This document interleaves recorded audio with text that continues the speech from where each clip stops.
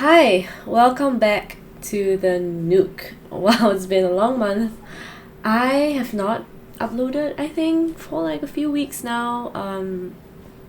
Lots of things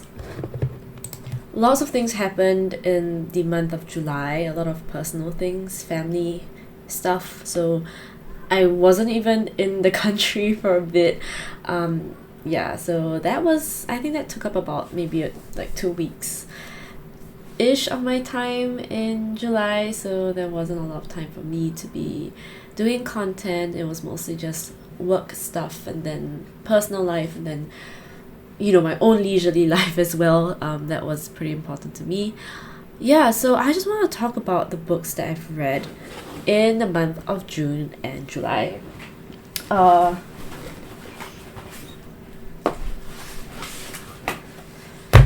Yeah, I read a total of 9 books across the course of 2 months, which I think is pretty alright. That's about maybe a book a week, which is a lot actually. I mean, sometimes I feel bad for not reading a lot, but then when I look back on the things I've read, I realize I did read quite a bit. So honestly, you don't have to read a book a week. It's kind of not reasonable for a lot of you who have other priorities in life. Just so happens that reading is one of my priorities, so that's why I guess I can still complete time. Maybe that's why I can still make time to read, even though I have a lot of other things in my life. And also because reading is really like a comfort activity for me, so I still go back to reading a lot of times, even when I feel down, because it does help me find myself again in some ways, like find my footing and all that. So in this month, there were some books that I did not manage to finish and some books I did manage to finish, and it's a whole range of books. Like I have non-fiction, like academic non-fiction, I have sort of general non-fiction, I also have poetry, I have like short stories, and I have a novel which I'm pretty excited to share with you all. So let's just get into it. The first book that I finished in June was Global City Futures, Desire and Development in Singapore by Natalie Oswin. So this book isn't very easily available. I'm not going to say that I got it through very legitimate means, but it's an academic book talking about queer geography in Singapore. Now, that is a big term. That is a whole field of study in itself, and I would say that while reading this book, I had a lot of difficulty with the terms themselves, because I mean, it is very specific to that academic discipline. So it isn't like I knew exactly what the the author was trying to make a point on most of the time, but the main takeaway for the book was really that in Singapore, queer geography doesn't just affect people of the LGBTQ plus community, and rather the emphasis on the nuclear family, meaning biologically male plus female equals to children. That structure has been used to enforce differentiations between all types of social groups. So that could be social groups defined according to race, to class, to nationality. It's not just discrimination against LGBTQ plus communities, but rather the whole queering of all types of communities that are not so welcome on Singapore shores, like on the land of Singapore. And this is a very deliberate sort of social planning by the government, but and also just like generally a thread across geographical planning, urban planning in Singapore. I think it's a really, really good point to make, because Natalie Oswin, she argues that, if Singapore really does want to modernize and really does want to make itself kind of desirable as a modern city, it has to really think about the way that it's been marginalizing lots of different diverse groups of communities, and queering them under this whole umbrella of not fitting into this very strict heteronormative ideal is going to be very detrimental in the long run, because ultimately the society and the economy does depend a lot on these diversities, like, you know, diverse social groups, diverse classes, diverse nationalities. Like, the whole economy is really dependent on a whole range of people, and it's not really a great choice if you're just deliberately trying to emphasize only one proper way of reproducing the family. And I think that's the major point that Oswin was trying to put across, which I read in the book. Nowadays, there's a lot of conversation about the law of 377A in Singapore. If you don't know what it's all about, I'm not going to attempt to explain everything in this video, but I'll link down some really good explanations for the whole current affair. This is a really great book for those of you who are interested in like urban studies, but also how post-colonial societies kind of still have this lingering sense of social planning according to geography. It is kind of like a critique on post-colonial Singapore. Moving on from that really difficult book, I went on to read The Cat Who Saved Books by Sōsuke Natsukawa, and this is translated by Louise Kawai, I think. It's a really cute cover. To be really honest, I bought the book because of the cover.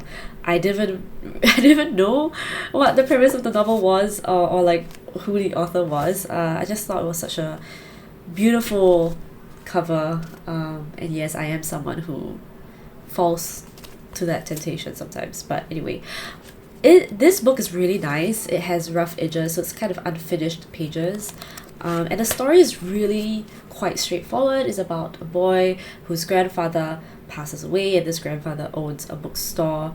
And you know, this boy, he has some difficulty with finding himself. Like, he doesn't really want to go to school. It's a whole magical adventure where this talking cat brings him to all these people who have lost their way with regards to books. Like, it's a story about reading. Like, basically, it's for all the people who love to read, and it's a very light-hearted, almost like naive in a good way, like innocent, just a very simple enjoyment of the pleasure of reading. So it is kind of like a niche enjoyment. I think this is definitely a story for all the people who love to read, who like to lose themselves in reading, and who have a lot of like grievances about the way that reading has been commodified, or reading has sort of been made productive. I think this is for the people who find that doesn't really capture the essence of reading, which, you know, I guess is a lot of you, because who else would watch BookTube, right? Other than you all who would spend a lot of hours really just romanticizing the whole experience of reading. So for that, I would recommend it as a very easy read. It's not really a book that falls within my interest, because it's not really Southeast Asian. It is Japanese literature, and it's a novel that's like kind of very much in the fantasy genre. Yeah, so I'm happy I picked this up because I love cats, as if you didn't know already. So this is more of like a fun read, just to enjoy myself. So that's the second book that I finished. The third book that I finished was The Invisible Manuscript by Alfian. So Alfian is a pretty well-known poet, writer, thinker here in Singapore. I have read some of his works in the past before. I think Corridor was one of them that I've read before. This book, if I recall correctly, it was published quite early on, and it's a book that was quite, I guess, huge for its time, because it talked very openly about homosexual, you know, relationships, and, you know, being a gay man in Singapore, and also being a Malay gay man in Singapore. I think that's the perspective that Alfian wanted to bring out in his book. And I thought that was, I mean, I was reading this book because it was Pride Month in Singapore. You know, I think Alfian is a really huge figure in the local literary scene, but also with the queer communities in Singapore. He has been there for a long time, and I think this book, the background of this book was that it was kind of like compilations of poems that Alfian wrote when he was much younger, and that he kind of published it, I think in a smaller circle, if I'm not wrong. I don't want to like mess this background story up, but the context that was written pretty early on when he was much younger, and it does capture that angst and that longing that comes with like young adulthood. I feel like especially navigating gay relationships in Singapore, there was a lot of that vulnerability that was captured in his poems. I really enjoyed it. I feel like he writes in a way that captures the everyday details so well, but also gives them such like profound feelings, such like, it's like a snapshot of like, seeing your lover leave your bed, and that means a lot, and that holds a lot of space for you, but it's that sort of mundane moment. So I really enjoyed his poetry in this one. Okay, next book that I finished was And the Walls Come Crumbling Down by Tania de Rozario. This is kind of like, I don't know how to describe it. It's like prose, but also not really prose. I mean, it's really like small chapters, vignettes, I guess, of a house breaking down, but also a relationship breaking down. And I guess to some extent, the author's own psyche kind of going through this turbulence. I enjoyed it in a way that it captured the angst very well, like captured the environment really well, the atmosphere of that hauntingness. Like, it's really a void. There's just a huge sense of heavy emptiness, and I don't know how to describe it. Staying in a liminal position, and things are just breaking off, things are molding, rotting. I think rotting is kind of like the image here, like the house was slowly coming apart, but also the kind of murky feelings that come with like a relationship fading away, and subsequently also you like growing up and realizing you have to move on. I think this kind of captures that. A very atmospheric type of book. It kind of reminds me of like movies, those indie movies where you would have like a 1 minute shot of just a landscape or like things peeling off the walls. It kind of feels like that to me. A lot of couples and a lot of people take it for granted, especially when they're in sort of heterosexual relationships, because you are so easily affirmed by people, you're so easily accepted. You never really fall out of place as queer couples do. And I guess that was my underlying feeling when I was reading this. It wasn't really intended in the book, I guess. This kind of was mirrored in another play that I watched recently. The play is called Straight Acting, and in that play it was about two couples, one gay couple, like two gay men, and then two lesbians who decided to swap their marriages so that they would both qualify for public housing in Singapore. And I remember there was one line that this one character said, that for them, like for queer couples in Singapore, if one thing goes wrong, everything goes wrong, like everything unravels, and the state is not out for them, their families are not there for them. And that kind of made me think of this book as well. That was the fourth book I finished. This was actually a book that I took from the Aesop Women's Library. So Aesop was doing a collaboration with Ethos Books, and this was one of the books that they had in the exchange, so I picked this one. Okay, the fifth book that I finished was Generation Dread: Finding Purpose in the Age of Climate Crisis by Britt Wray. In case you didn't know, Britt Wray is the writer of this newsletter called Gen Dread, which I've talked about before on my channel. It's kind of like a weekly, if not like regular, newsletter that talks about the mental health aspects of the climate crisis. And reading this newsletter has really helped me at my early stages of climate anxiety to really think about the ways that I can get myself like mentally ready and resilient for the climate crisis. I mean, within the climate crisis, it's not for, because it's already here, but so the author decided to create a book out of her work, which is great because I think that her newsletters sometimes gets a bit too technical. Like, from my experience, sometimes she does write in a way that would quote quite a lot of things and use pretty complex language, but in this book there was a very deliberate focus on being as straightforward in her language. I think that's how I felt. It was very easy to read, it was very relatable. I feel like this was something that Britt was intending to write to larger audiences and not to people who were already subscribed to her newsletter. And I really, really appreciated that. And I feel like reading this book gave me so many new perspectives on thinking about the climate crisis. And again, I just want to somehow like insert this here, but I've been thinking so much about the theme of family and the theme of like reproduction, specifically not like me reproducing children, but rather the act of reproduction, the ethics of reproduction, and the idea of families, like, you know, having a family line, having a bloodline, having a legacy.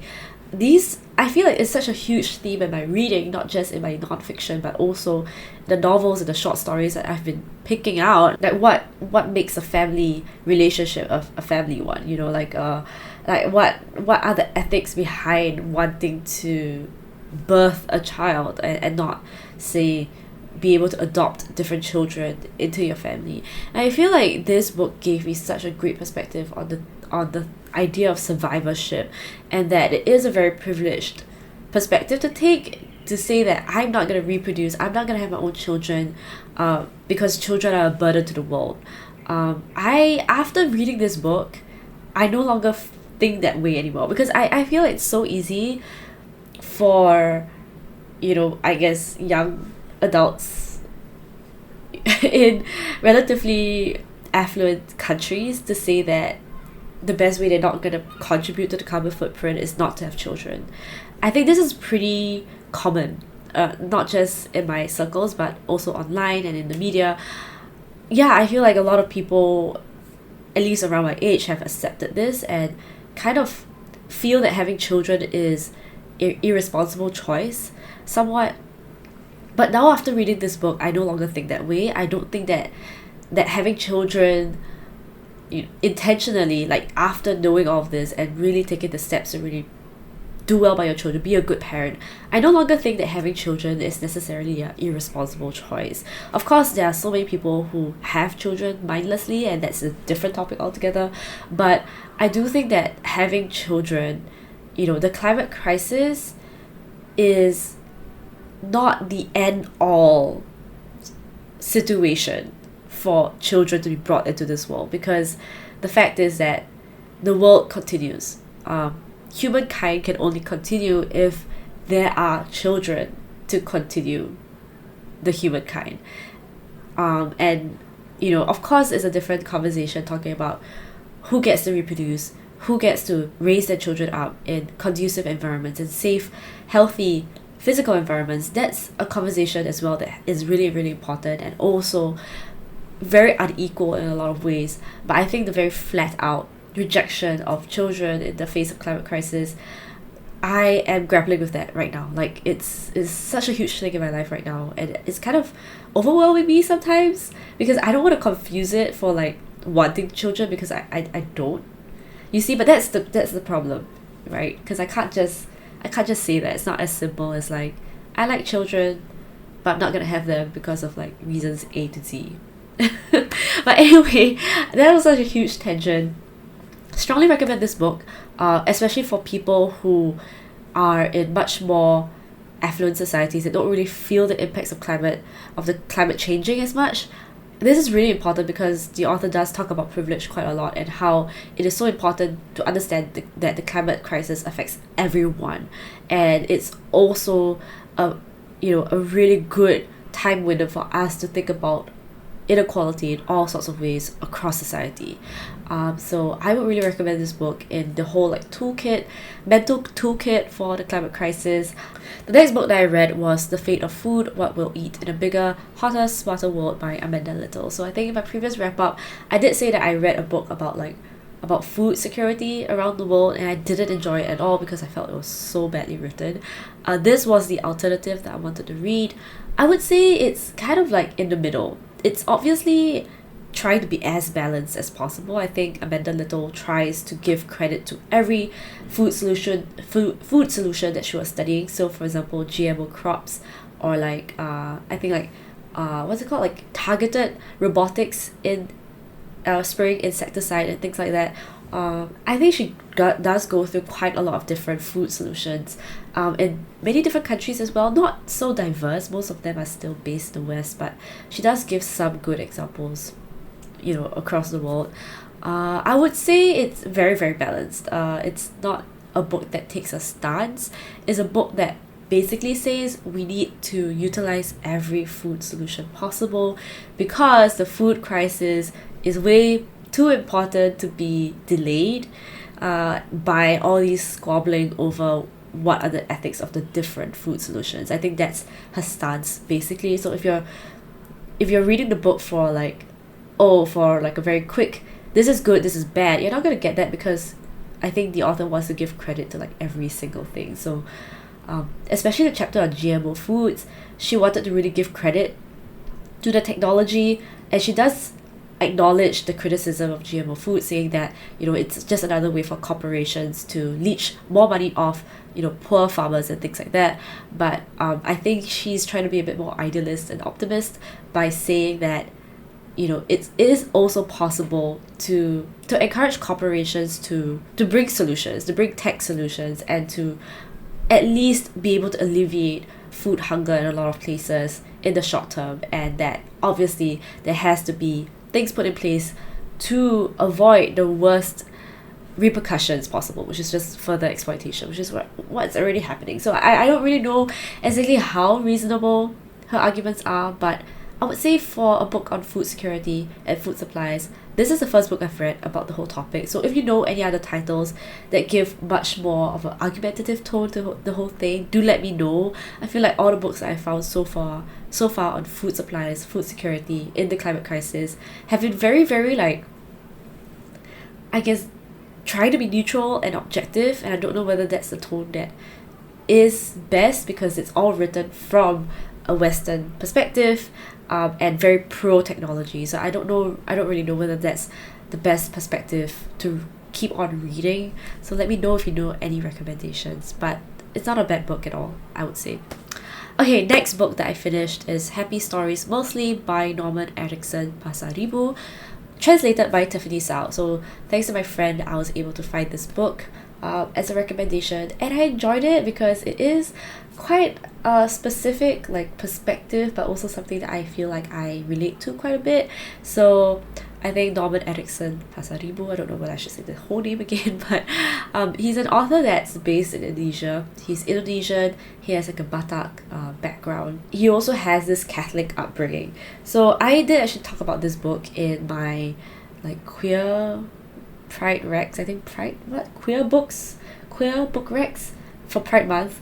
And I enjoyed it. It's short stories. Some of them are really like random.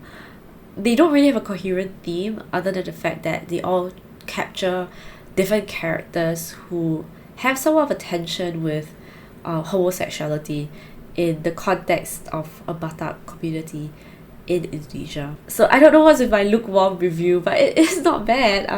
I guess I want to read a little bit more. But yeah, I still stand by it being a good recommendation for Pride, or like just queer books in general, because it's really not a perspective that you hear a lot about, especially in that ethnic group and also with that background in Indonesia. So because of that, I really did enjoy reading different characters. Some characters were really nice. Some characters were really a bit more flat, but I think that's normal when it comes to like short stories, but I enjoyed it nonetheless. Okay, the next book I finished, Betraying Big Brother, The Feminist Awakening in China by Leta Fincher. So, amazing book. I have talked about this book at length in a previous video, which is my 24-hour reading vlog, which you can watch here. And because of that, I'm not going to go too much in depth about this book with regards to my feelings and all that, but it's a great book. I really, really enjoyed it. It's a great piece of like general non-fiction. It follows the story of these 5 feminists that were detained in the year of 2016. That was 2015, and it follows each of these activists kind of experiences being detained, and how they go about their activism in China. And I'm not going to elaborate how the environment is like, or the situation is like in China. I'm sure a lot of you would know if you read the news and you follow the news. But I feel like it's so powerful. You know, these women are so powerful in their ways, and a lot of them are so steadfast in their dedication to women's rights in China. And I'm really struck by how there's just so much work that's yet to be done where they are, and also like really the strong hold on women's reproductive rights, and also the emphasis of the patriarchal family in China. I think that these are such common themes where I'm at also, but around the world as I see them in the news today. It's just a lot. I feel like even though it's 2022, like it's literally 3 2s, we're in like 21st century, we're in the second decade of the 21st century, yet there's just so much that we have to do looking back from the 60s until now. Like, it feels like there's so little yet so much that has been done. And reading this book kind of made me feel that again, like that sort of ambivalence, like, oh great, like it's so good that we can work on this, but sometimes I feel so helpless. Like, no matter how hard you work, there's always something pushing you back, sometimes even like many steps back. But reading the stories of these 5 women, I just feel so like amazed, and this strong sense of female solidarity that they show for each other, and also wanting to show it across borders. Like, they want to really connect with other feminists abroad. I think that was great. I feel like it's so important to know how feminist movements differ across contexts and in different countries. I think that this is not talked about enough. Like, you can be really, really well read in feminist theory, but so much feminism, you know, works differently in other countries. Like feminism in India, feminism in China, like feminism anywhere else. Like, it's just gonna be so different from how you understand feminist theory. And I guess this is my experience as well. Like, reading feminist theory, you need the constant work of activists and thinkers, academics, leaders. Like, you need people to keep working on these ideas and the implementation of these ideas. It's like a constant work, like a constant negotiation. You can't just keep referring to the same thinker, the same theorist from decades ago. You have to make it relevant. And I guess this is a good encouragement to me, like a good reminder that I have to keep up with the different contexts. I have to stay well read with how different social movements work across the world, because that's how it works, right? You understand your own country better by also reading about other places and reading about how people have made change in other places, really. Yeah. The last book that I finished is this absolutely thin book. It's just a collection of poetry, really short, maybe like 30 poems or something, and it's called Unhomed. It's edited by like a few people, and I think a lot of the poems here were submitted by students, surprisingly, because I felt like some of them have such great depth, or maybe it's my interpretation of the poems that, like, maybe I'm overthinking it a little bit, but I really liked it. I'm surprised. I am very pleasantly surprised by this short collection. Let me just read you like the definition of unhomed. The condition not of being homeless, but of having a home and being outside of it. And that is the definition of unhomed that this poetry collection is organized around. And I found that definition so impactful. I don't know why, like, it really affected me, like having a home but being outside of it. And that captures the reality of so many people around the world. And okay, there's this book called Homeless by Liana Damira, and she is a Singaporean that has lived as a homeless person in Singapore for a short period of time on the beaches in Singapore. And this book was about her experience navigating that homelessness. And again, like, you know, it's not that people don't have a registered address. It's a lot of times these homes are not suitable places for them to live. This wrap-up is getting too long, so I'm not going to go into too much detail about my books that I did not finish. I'm not going to talk about that because I realized I don't really have much to say about them. But I'm going to end this whole wrap-up with just one recommendation of a podcast called Soma Stories by TYC Studios. This podcast is narrated, or I guess hosted, by Shamin, who is this photographer in Singapore. She does really incredible work, and I'm such a huge fan of her work. Not just like her photographic work, but also like just her presence and her ideas and collaborations with different people. I just think it's all very great. So this Soma Stories is about the idea of the body, the idea of the physical, in the way that we navigate life, the world, and as a creative medium. I really enjoy it because this is really up my alley of like what it means to be a physical person in this world, what it means to really express yourself physically, tangibly.